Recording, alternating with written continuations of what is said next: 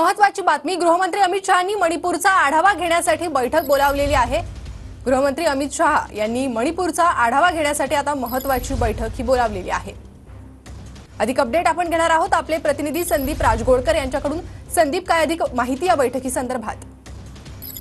वर्षभरापासून मणिपूरमध्ये हिंसाचार हा सुरू दिसत आहे तिथंच, आणि ज्यावेळेला लोकसभा निवडणुकांचा निकाल लागला त्यानंतर प्रामुख्याने राष्ट्रीय स्वयंसेवक संघाकडून टीका करण्यात आलेली होती की मणिपूरला शांतता हवी असं घरचा आहेर जो आहे तो संघाकडून भाजपला देण्यात आला होता। आणि दुसरीकडे कालच राज्यपाल अनुसुया उईके यांनी देखील अमित शहा यांची भेट घेतली होती। त्यानंतर आज गृहमंत्री अमित शहा यांनी ही बैठक बोलावलेली आहे। संध्याकाळी 4 वाजता ही बैठक होणार आहे आणि या बैठकीला मणिपूरचे मुख्यमंत्री स्वतः उपस्थित असणार आहेत। त्याचबरोबर पोलीस दलातले जे उच्च अधिकारी आहेत मणिपूर राज्यातले ते देखील अधिकारी या बैठकीमध्ये सहभागी होणार आहेत। काल जम्मू काश्मीर बाबत बैठक झाली आणि आज मणिपूर बाबत बैठक होते। एकंदरीतच गृहमंत्रीपदाचा कार्यभार स्वीकारल्यानंतर अमित शहा आता अलर्ट मोडवर असल्याचं सध्या पाहायला मिळतंय।